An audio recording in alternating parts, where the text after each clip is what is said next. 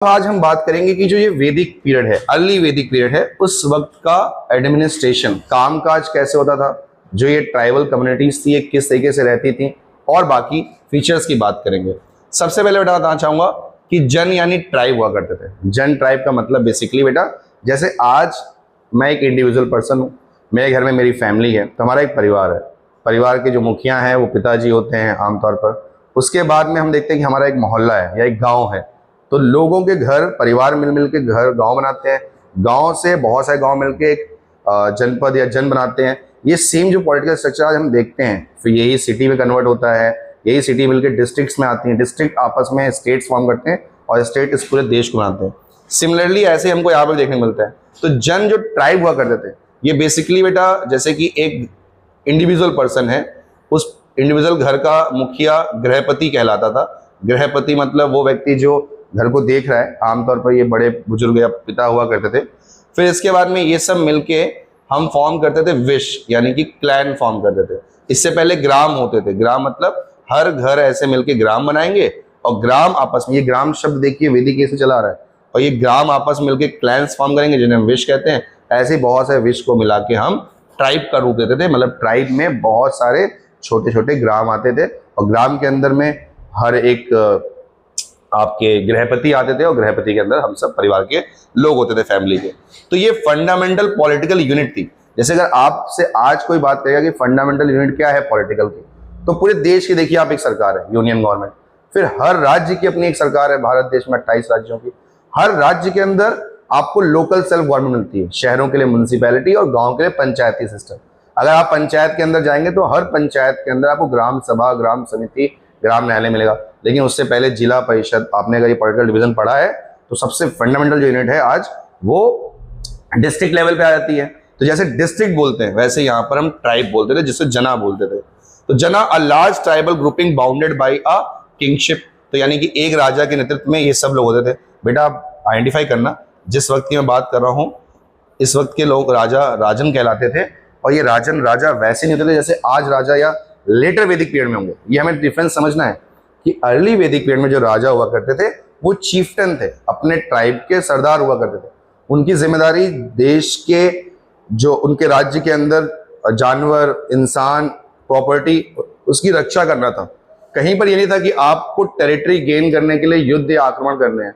कभी भी ये नहीं था कि राजा अपने लोगों से काम लेंगे। अभी हम आगे पढ़ेंगे सभा समिति ऐसी चीजों में क्या होता था कि जो राजा के डिसीजंस होते थे उसे भी ओवरटेक करती थी सोसाइटी। और ये कितना अच्छा सिस्टम था, जहां पर जो सोसाइटी है जैसा वो चाह रही है वैसा कर सकती है। आज के प्रेजेंट टाइम में ऐसा है? आप कमेंट सेक्शन में जरूर बताइएगा मुझे। आगे देखिए, आप यहाँ पर आप ध्यान से देखिए कि किस तरीके से ये आइडेंटिफाइड देमसेल्फ बाय द जना, नॉट बाय द लैंड और द इनहैबिटेड। यानी कि हर व्यक्ति की जो आइडेंटिटी होती थी वो उसके जन से होती थी, ना कि वो किस जमीन पर रह रहा है या क्या क्या उसकी पर्सनल प्रॉपर्टी है। हर ट्राइब का एक चीफ होता था, चीफ्टन, जिसे हम राजन बोलते थे। A king or chief chosen primarily for his bravery, yes। तो ऐसा नहीं है कि किसी को भी हम राजा बना देते थे, राजा के बेटे ही राजा बन रहे हैं, यानी कि जो क्षत्रिय हैं वही केवल क्षत्रिय बनेंगे, ऐसा कॉन्सेप्ट यहाँ पर नहीं था। यहाँ पर था कि जो सबसे ज्यादा पावरफुल होगा, जो सच में मार्शल प्रोज, यानी जिसके अंदर खूब काबिलियत होगी लड़ने की, लोगों को प्रोटेक्शन देने की, उसको राजा बनाते थे। Ability to protect the tribe, cattle and the people. His authority was not absolute, yes. Absolute का मतलब संपूर्ण ताकत इनके पास में नहीं होती थी। अगर इनके कोई डिसीजन ऐसे होते थे जो सोसाइटी को सही नहीं लग रहे हैं, तो सोसाइटी मिलकर उसको चेंज करने की पावर रखती थी। अब ये पावर कैसे आती थी? ये आती थी दो पॉलिटिकल एसोसिएशन से। बेटा इस बात को समझाने के लिए मैं आज आपको ग्राम पंचायत थोड़ा सा बताना चाहूंगा। अगर आप गांव में ग्राम पंचायत को समझते हैं तो उसके दो बॉडीज होते हैं, एक ग्राम सभा और एक खुद ग्राम पंचायत, और तीसरी बॉडी बेटा जो है ग्राम न्यायालय होती है। ये बेटा ग्राम सभा जो है ये लेजिस्लेचर की तरह काम करती है, ग्राम पंचायत एग्जीक्यूटिव की तरह काम करती है, ग्राम न्यायालय जुडिशरी का पार्ट है। इसका मतलब क्या है? एक ऐसा ग्रुप जहां पर सभी लोग इन्वॉल्व हैं। जैसे गांव में जो होता है, पंचायत बैठती है तो 4-5 गांव के सारे मेंबर जो 18 साल के ऊपर के हैं वो सभा में हिस्सा लेते हैं। और देखिए ये सभा जो वर्ड हम आज डे टू डे लाइफ में यूज करते हैं, ये हमारे वैदिक एज से ही आ रहा है।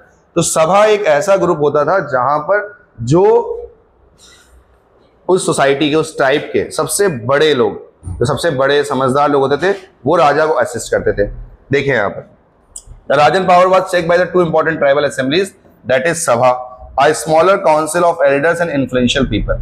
तो जिनके पास प्रॉपर्टी, लैंड या जो ज्यादा अमीर हुआ करते थे वो इसका पार्ट होते थे।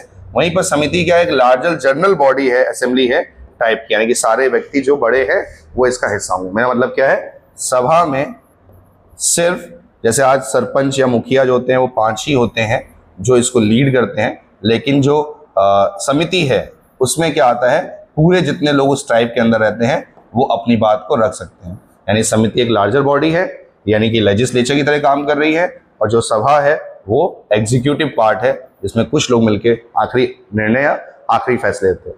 इस वक्त क्या आर्मी हुआ करती थी? नहीं बेटा।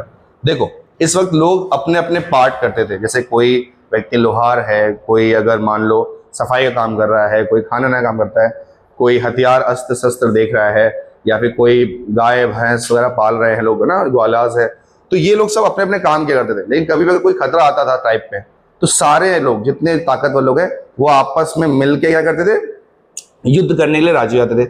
इसका मतलब क्या, कोई स्टैंडिंग आर्मी नहीं थी। जैसे आज हम देखेंगे तो इंडिया में ऐसा तो नहीं है, इंडिया में प्रॉपर ट्रेंड आर्मी है जो कि केवल युद्ध करने के लिए बनाई गई है। जैसे आप सब समझते हैं कि हमारे पास आज लगभग 13 लाख से ज़्यादा सोल्जर्स हैं बेटा, तो हमारे देश की करंटली 16 लाख से ज़्यादा स्टैंडिंग आर्मी है, और बाकी काफ़ी शायद रिजर्व फोर्सेस हमारे पास में है ही। लेकिन उस वक्त में कोई स्टैंडिंग आर्मी नहीं थी, यानी कोई परमानेंट आर्मी नहीं होती थी। जब कभी कोई दिक्कत होती थी तो ये पूरे जो ट्राइब के लोग हैं, जो एबल्ड पर्सन है, वो इसमें पार्टिसिपेट करते थे। ठीक है, तो this is what the administration largely at that time.